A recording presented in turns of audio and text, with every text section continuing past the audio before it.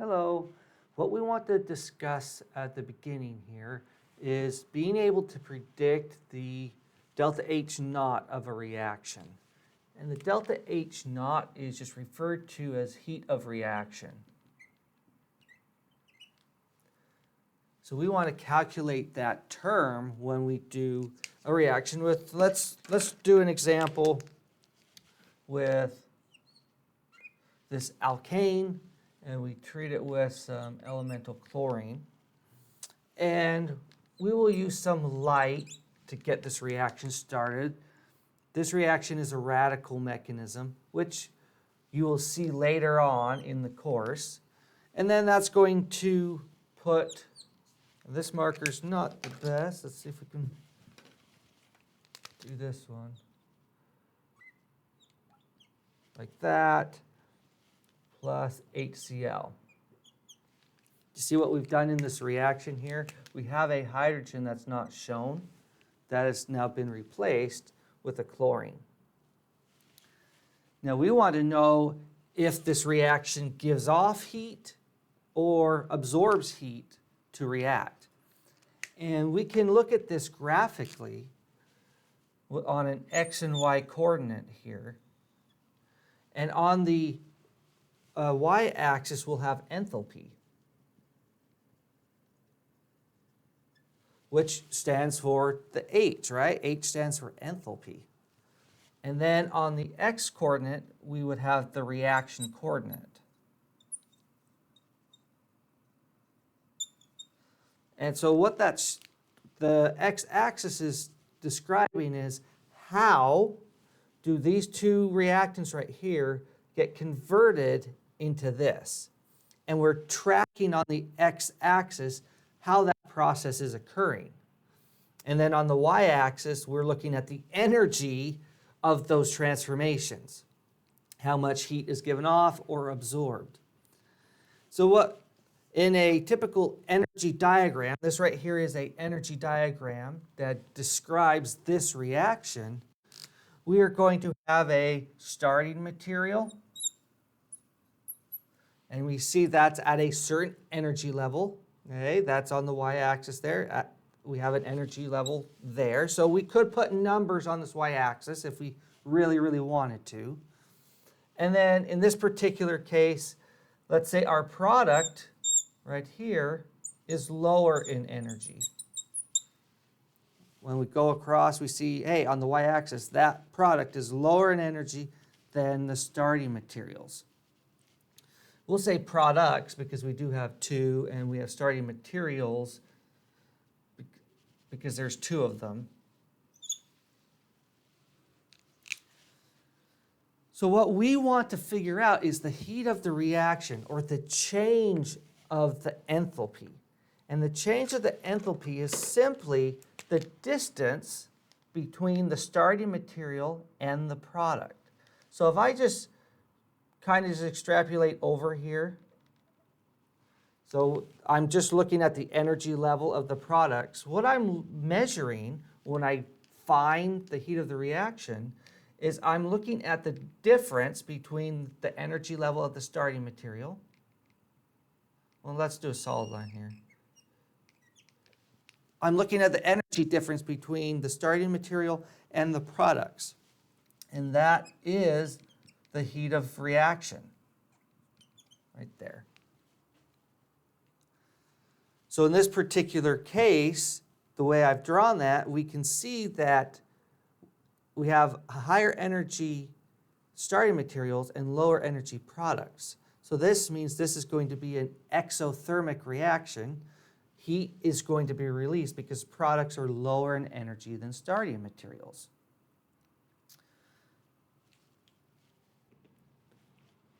So this heat of reaction, it's saying it's a change of enthalpy between the products and the starting materials. So what we can do is also, by definition here, the heat of the reaction is going to be the enthalpy of the final, or the final resting place of this reaction, which would be products, minus the enthalpy where it started. and that would be the initial, right?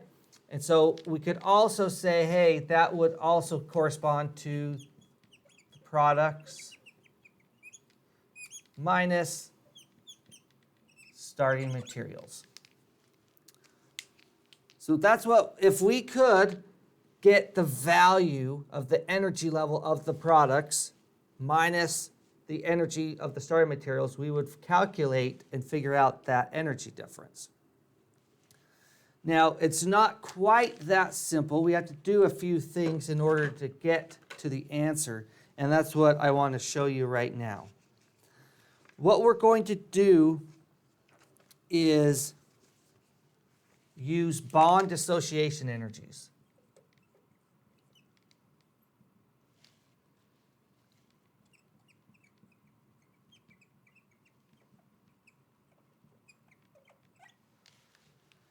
So bond dissociation energies tells us the energy that it requires to rip off a bond and how much energy you're going to get when you form a bond. So the first thing that you have to do in order to answer this question, what is the heat of a reaction for this reaction right here? We have to identify, okay, let's do it by steps. So step one. So the first thing that you need to do is you need to identify which bonds are broken and which bonds are formed. That's the first thing that we need to do. So when we take a look at our reaction here, what bonds are breaking and which bonds are forming? And we look at the overall reaction to help us figure this out. So if I take a look at this chlorine right here, I could expand it out and say, hey, that would be a Cl like that, right? So in the reactant side, what do I see this going to that?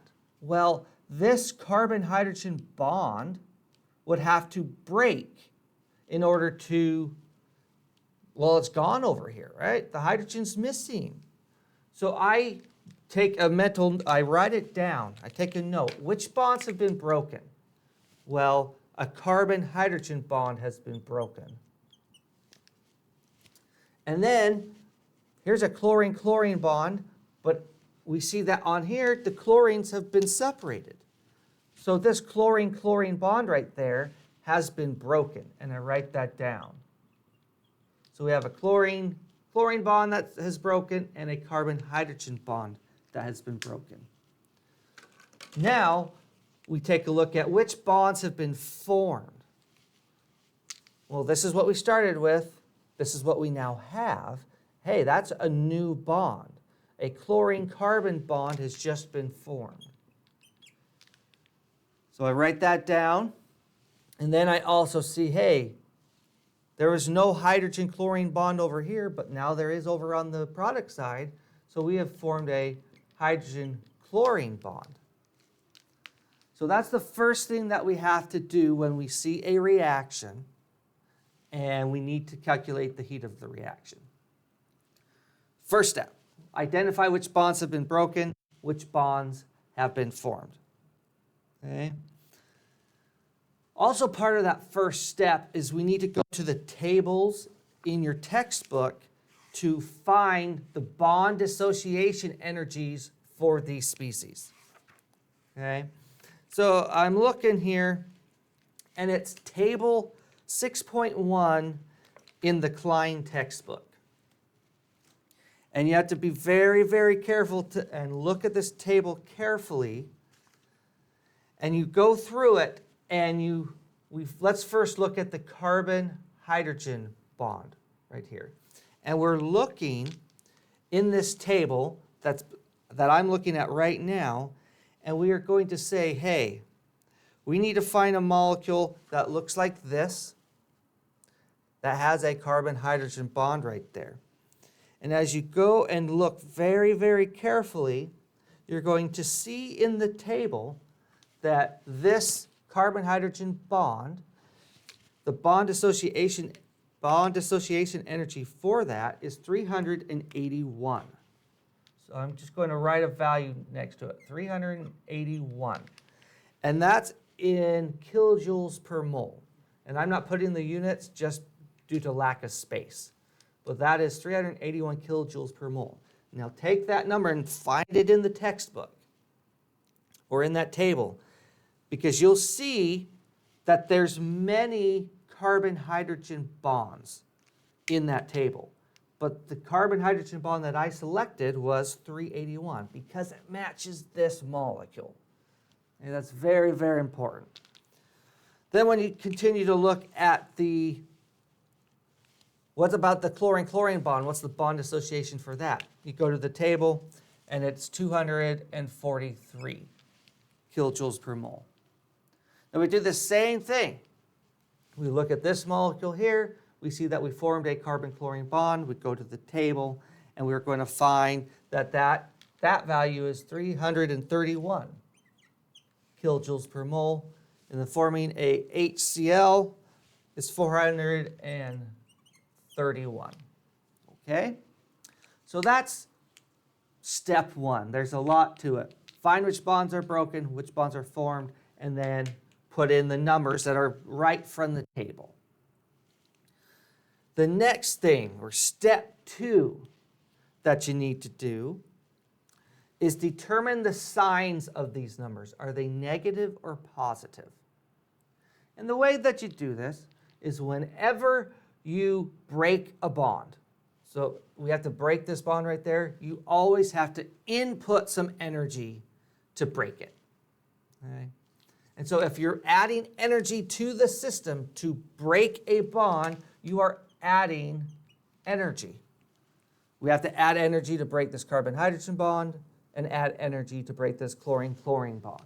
So that's a positive value.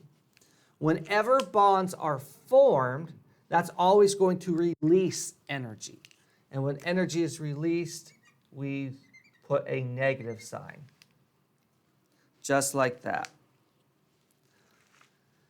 Now, the next thing that we need to do is just arithmetic here. We just add it all together, keeping the signs that we gave to these values. So it doesn't matter which order that you do it. So the heat of reaction here is going to equal the sum of these four numbers.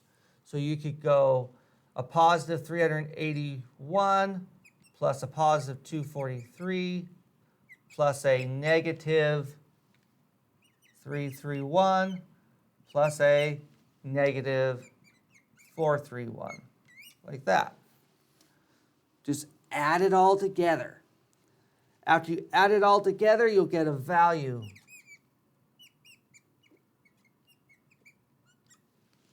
Okay. And that answer, I don't have my calculator with me here. It should be in my notes here. Okay. So step 3 is just add it all together. And when we do that, we are going to get a value of negative 138 kilojoules per mole. Like there. So that is telling us that this reaction right here is exothermic, because when you have a negative value for the heat of the reaction, that means heat is being released. So by definition, that is exothermic. So this value right here, that is this distance. So from starting material to product, it is releasing 138 kilojoules per mole of enthalpy, or heat, to go from starting materials to products. So this is what you can expect to be on an exam, something very similar to this, calculating, doing this very process. Okay, so to recap, there's 3 steps. When you look at the reaction, you have to find which bonds are broken, which ones are formed, and then put in the values that are found right in the table. The second step, assign if they're positive or negative. And 3, sum it all up. And depending on the sign that you get here, it will tell you if it's exothermic or endothermic. And a negative value is going to be exothermic, and a positive value will be endothermic. So on an energy diagram, what would an endothermic process look like? Well, that is when the products are higher in energy than the starting materials. So if we get rid of this right here, okay, and I put the products right here, there's our products. And let's just say, so now what are we figuring out? We are figuring out the energy difference between the starting materials and the products, and that energy difference is right there. And so that would be our heat of the reaction right there. But when the products are higher in energy than the starting material, that is going to be endothermic. And the sign of the heat of the reaction has to be positive. Okay. I also want to make sure you guys understand this bond dissociation energy and what that's looking at. Because when we break bonds in molecules, we can break them in two main ways. So we could have, let's say, just a generic molecule here, X and Y. We can break this bond right here homolytically or heterolytically. And homolytically means that we use fish-hooked arrows, which looks like that. And then like this. So what that's telling us here is that the two electrons that make up this sigma bond, one electron is going to the X, and then one electron is going to go to the Y atom, like that. And this is a homolytic cleavage.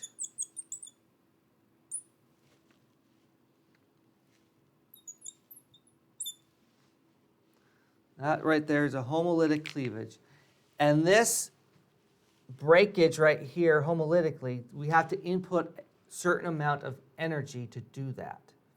And so that right there, that energy to break this bond homolytically, is the values that you find in your bond dissociation energy tables.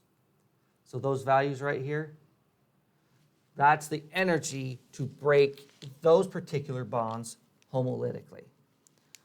But then we could have another scenario here in which we can break it heterolytically.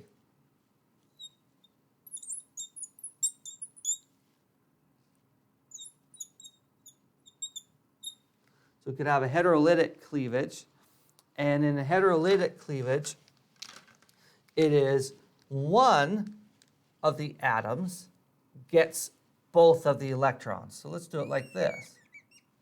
Do you see the difference in my arrows? Up here, they're fish-hooked arrows, indicating that one electron goes to each atom.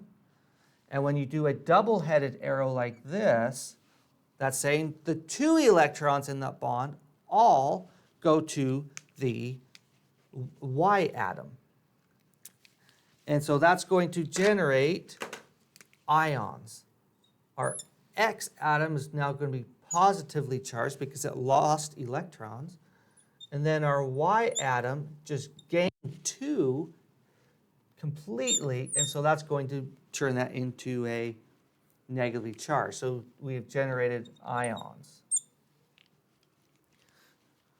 So to be totally clear here, when you're looking at your bond dissociation energy tables, you're looking at it this way.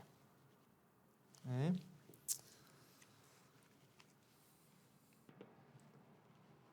The next concept that you need to be aware of is being able to look at an energy diagram and distinguish between what is called a transition state and what is called an intermediate. So if we draw ourselves a x and y coordinate here, and that doesn't come up on the screen very well, does it? Let's not use that color. Let's see, is this a good marker? Let's see here. Okay. So like previously, the x-axis is going to be the reaction coordinate. And the y-axis can change depending on what you're looking at. You could look at it in terms of enthalpy, or Gibbs free energy, or just potential energy. But the concept is the same. Higher up, higher in energy, lower is lower in energy, more stable. Okay. So in a reaction coordinate, remember that the x-axis is showing us the progress and how the molecules are transforming from starting material to product. It's showing us that step-by-step process. It's not like starting materials go poof, magically into products. No, it's a stepwise process oftentimes. And so what we have here is we could have our starting materials and to our products. Let's extend this out here to our products, right? And so the heat of the reaction is simply the distance between the starting materials and the products. And that is a state function. We don't care, nor does the universe care, how the starting material gets converted into products. The energy or the heat of the reaction is a state function. It's just from here to there. And so what do I mean by that? Well, we could convert our starting material to products in this energy diagram. We have the energy of activation right there, energy of activation. And it just goes and turns into products. And whenever you have a peak in an energy diagram, that is called a transition state. Because what's happening is at this moment in time, it's like halfway starting material and then halfway product, right? So it's transitioning. So at this time, it's transitioning from starting material into product. And if you're going in the reverse direction, this is the transition state, or the point in which the product is now getting converted back into starting material. So transition states demonstrate, hey, things are changing. Okay? And so it's at every peak. So we could draw a different looking energy diagram for this reaction. It could look something more like this. Just like a really different looking energy diagram here. And so like I said, every peak, that is a transition state. So that's a transition state, that's a transition state, and that's a transition state. But every trough, right here, that trough right there, or that dip, that is called an intermediate. So we have an intermediate there and here because there's another trough. So those are both intermediates.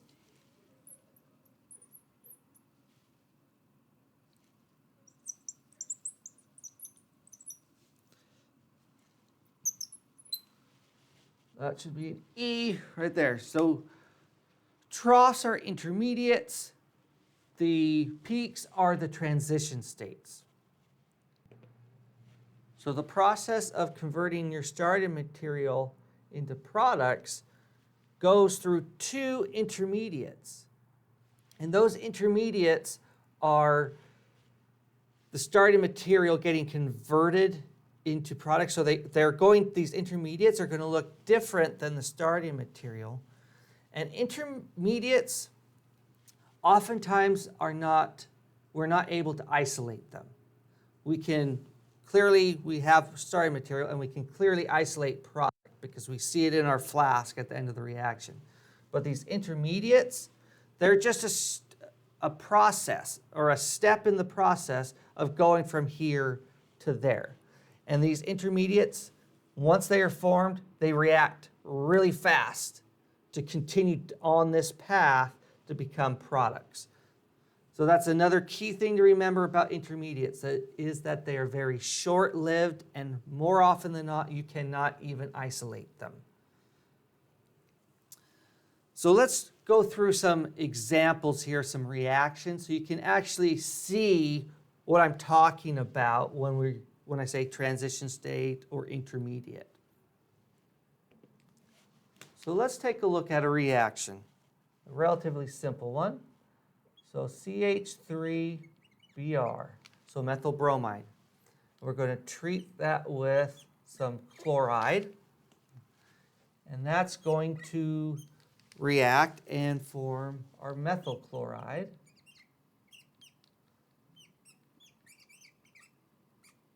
Like that. Almost got cut off, but it's still there. So that's our reaction. And I'm going to draw the reaction coordinate. And so what we have here is at the starting materials, right here, we're going to have our methyl bromide plus our chloride. And that is going to get converted into our products. Now what do our products look like? It's going to look like our CH3. These are really squeaky today. Like so. Is this a better marker?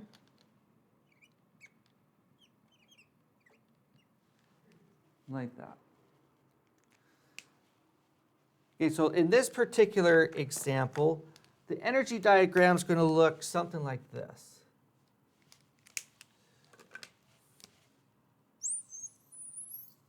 Like that. Okay. So what do we have? Do we have any intermediates? In this particular reaction, no, there's no intermediates. We just have one transition state right there. So in that transition state, what that's looking like, and I'm going to draw it right here, since we have some space, I'm going to draw the transition state right here. So the transition state looks like this. I'm going to draw that carbon there, and I'm going to draw the hydrogen like this, a wedged hydrogen and a dashed hydrogen like that. And what's happening in this reaction is the bromine atom right here, I'm going to draw it with dotted lines.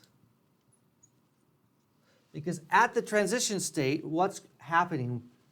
We see that this bromine has to break off. Because what do we have in our product? We have no bromine on that carbon atom anymore, right? It's a chlorine. So we know just by looking at the reaction that this bromine has to break off.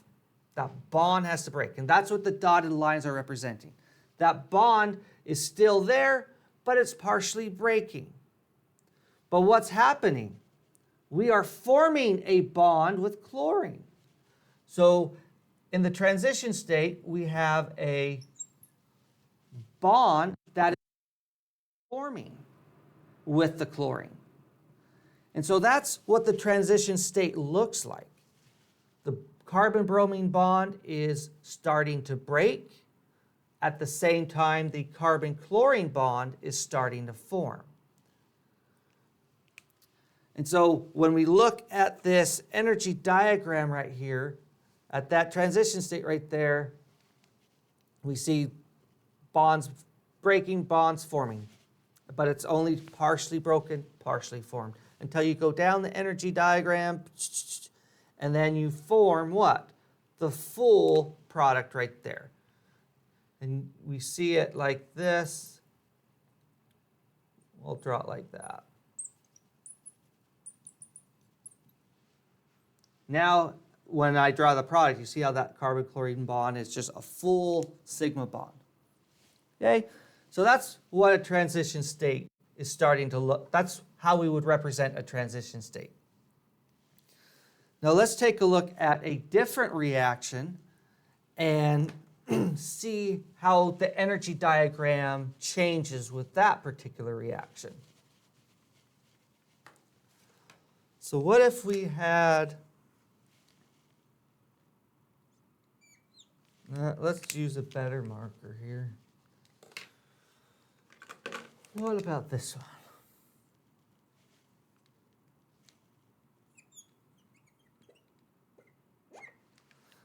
There, plus chloride, okay? And that's going to turn into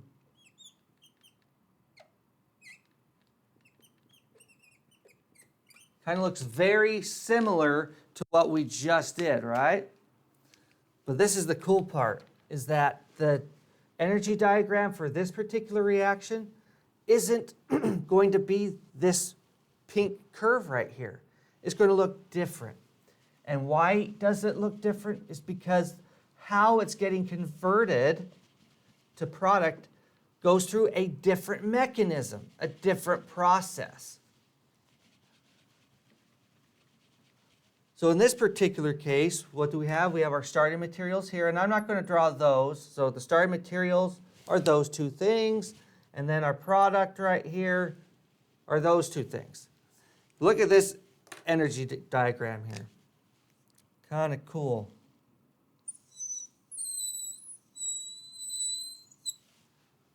Look at that. There's two transition states now. There's a transition state here and a transition state there. What is this thing called? That is an intermediate.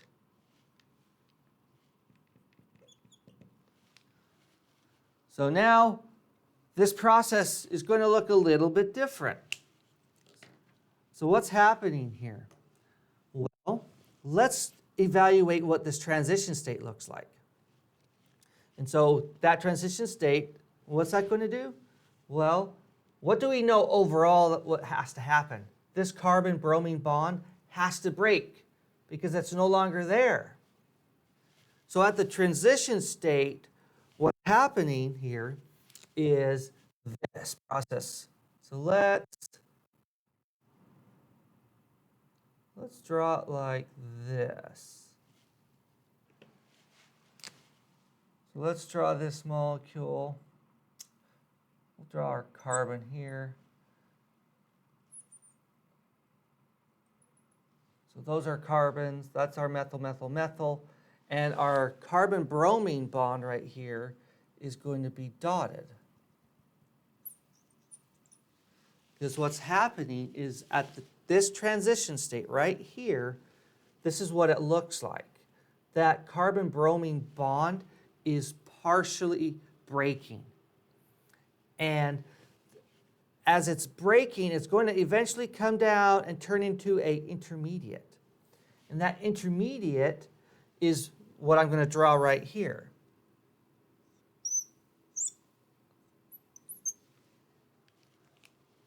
Okay, do you see how we have our 4 carbons right here? So this molecule, let's draw it. It's going to be right here. Just like that. So our starting material is there. When it goes to the transition state, the carbon-bromine bond is starting to break. And then as it keeps going down the energy diagram here, it eventually does break off completely. And so at this intermediate level, we are going to have the bromide that is just fallen off completely.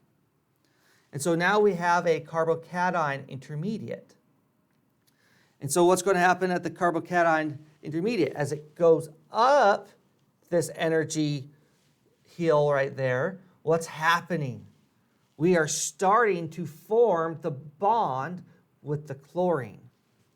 So this transition state right here corresponds to this first one. We can say the first one. And then the second transition state is now going to take this carbocation, okay, like that, and it's going to start forming the bond with the chlorine. So we could represent it like this.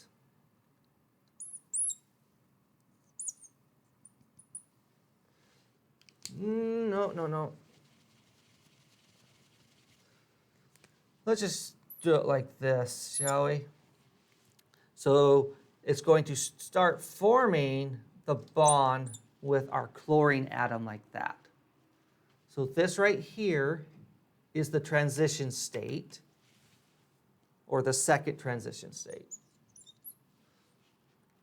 And then, as that bond's starting to form, it eventually forms to form our product, like that. So this intermediate right here is a carbocation, and we can't isolate those carbocations. Intermediates form, and then they react really fast.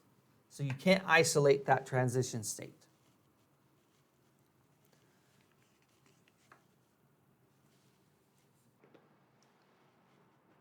The next concept that we need to understand is something called the Hammett postulate. Now, I want to take a look at the simple reaction that we've done already. So this one right here.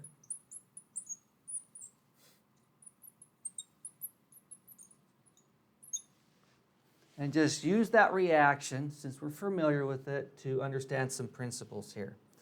Now, what I want to do here is take a look at our starting materials, okay, and then take a look at our products. Now, I want between these two states, starting material and products, I want to go exactly dead center. And I'll do my best here, so I'm thinking right about here. Okay, so that's dead center between the two. Now, I'm going to draw the transition state that looks something like this. That's probably not the best looking curve. Let's try it one more time.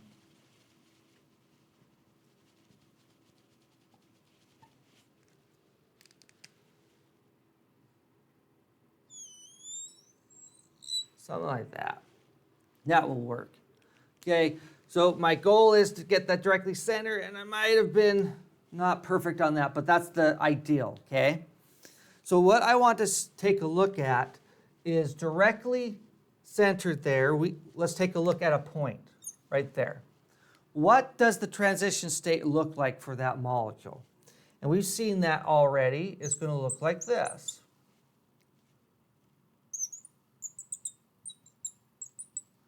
So we're going to be starting to form the bond with chlorine as at the same time starting to break the bromine carbon bond, right? Now, what I'm attempting to do is the bond length here and here, I want it to be the same because we're right dead center between the two. But what would the molecule look like, let's say right there on that energy diagram? Okay. Well, let's just start off like this, drawing our hydrogens, like that. So the question that we have to ask ourselves, does this bond get larger or shorter, longer or shorter? And the same question for that one, longer or shorter? We'll look at the energy or the reaction coordinate. What are we doing? At this point in time, are we closer to the products or closer to the starting materials? We're going downhill, right? We're getting closer to the products. So that means that this carbon-chlorine bond is going to get shorter because that bond is starting to form. We're getting closer to products. And then this bond right here is going to get longer because it is breaking. And eventually, as you continue down the path here, we're going to get the products where the bromide is completely broken off and the chlorine has formed the sigma bond. So the Hammett postulate is going to take a look at this concept right here and ask the question, when you look at your transition state, that transition state can actually, to be more precise and more accurate, transition states don't typically look like this, where it's just a split 50-50. It looks like 50% this and 50% that. Do you see how the lengths right there are the same? That's not entirely true when you take a look at a transition state. So the Hammett postulate wants to understand, what does this transition state really look like? And there's some general principles that we can use to have an idea of what that transition state really looks like. So to illustrate what I'm talking about, I'm going to clean this up real quick. And I'm going to speak in general terms here. So I'm not going to be looking at a particular example. But let me promise you guys that this Hammett postulate idea is going to continue to pop up throughout the semester. It's going to help us explain a lot of things. So what I first want to take a look at is, let's put our products way down here. Okay. And if we draw an energy diagram like this, and we want to ask ourselves, okay, what does that transition state look like? And what we're going to ask ourselves, does the transition state look more like the starting material, or does the transition state look more like the products? And the way that we answered that simple question, what does that transition state look more like, is by looking at the energy levels. So that transition state is at this particular energy level, and the starting materials are right here. So we see that the transition state energy is there, and then the starting material energy is there. And what is that energy gap right there? Okay. In comparison to what is the energy gap between the transition state and the products? Okay. See that energy difference right there? It's much larger. And so the Hammett postulate states that the transition state, the structure of that transition state, is going to resemble what it's closest in energy to. Is that transition state closer in energy to starting materials or products? It's closer in energy to the starting materials. So we can say that this transition state, whatever it is, because this is just a generic example, that transition state will look more like the starting material. But if we take a look at a different example, and now I'm going to draw a smaller reaction coordinate here. So here's our potential energy and our reaction coordinate.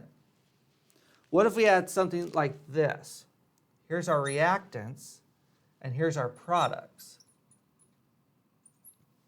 We would see that we would have a different looking transition state. So there's our transition state. What is it going to look like? Or what is it going to more resemble, starting materials or products? You could do the analysis that I said, okay, the transition state energy is there, the product energy is there. So the difference in energy between transition state and product is that gap right there. And the difference in energy between transition state and starting materials is that gap right there. So we see that the energy level of the transition state is closer in energy to the product. So we can definitely say that this transition state is going to resemble the structure of the product more. So in just going back to other concepts that we've discussed, when you look at this reaction coordinate right here, what would you say, exothermic or endothermic? And then I asked that same question to this one over here. Exothermic or endothermic? Hopefully all of you said that this one is endothermic, this one is exothermic, and this one is endothermic. So there's a lot of information in an energy diagram. You can figure out if it's endothermic or exothermic. We can ask and discuss, what does the transition state look like? And so you're going to use the Hammett postulate. We can take a look at it. If we had values here, we could calculate the heat of reaction, all sorts of cool and interesting information. Well, class, I think that is a good stopping point. And as always, if you have any questions or concerns, please reach out. I'd be happy to help.